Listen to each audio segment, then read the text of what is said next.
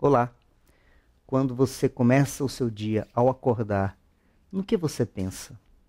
Algumas pessoas no decorrer do dia, quando acontece alguma coisa fora das suas expectativas, alguma coisa que frustra, diz, ah, hoje eu acordei com o pé esquerdo.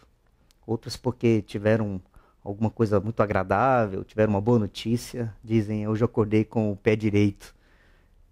O que você diz quando você acorda?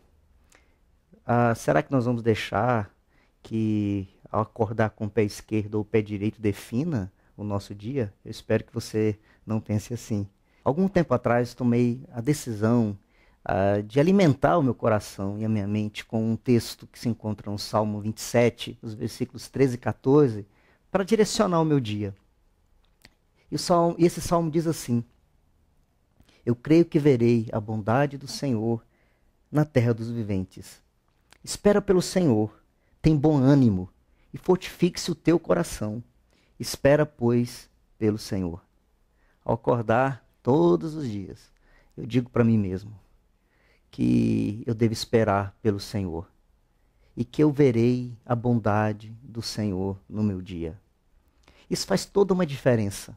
É claro que no decorrer do dia, há situações que nem sempre vêm de acordo com as minhas expectativas. Nós não temos e nenhum de nós temos o controle sobre as coisas que nos acontecem, que são feitas às vezes pela inconsequência dos outros, às vezes pelas escolhas erradas dos outros, pelas circunstâncias que nós não temos controle. É claro que, não obstante eu fale isso todas as manhãs, não significa que eu sou livre dos problemas que são inerentes à condição humana, a que todos nós passamos. Mas isso me dá uma disposição de perceber que Deus está atuando nas circunstâncias da minha vida. Mesmo quando, aparentemente, algumas coisas são contrárias às minhas expectativas, eu consigo perceber que Deus é o Senhor da minha vida, Ele está no controle de todas as coisas.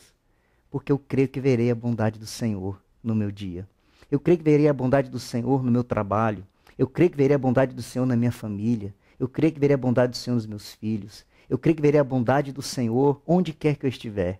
Por isso, animo o meu coração. Fortifique-se o teu coração. Espera, pois, pelo Senhor. Espera, pois, pelo Senhor. Eu quero deixar essa palavra para o seu coração, para que o seu dia não seja definido por qual dos dois pés você colocou primeiro no chão, mas em que está firmado o seu coração.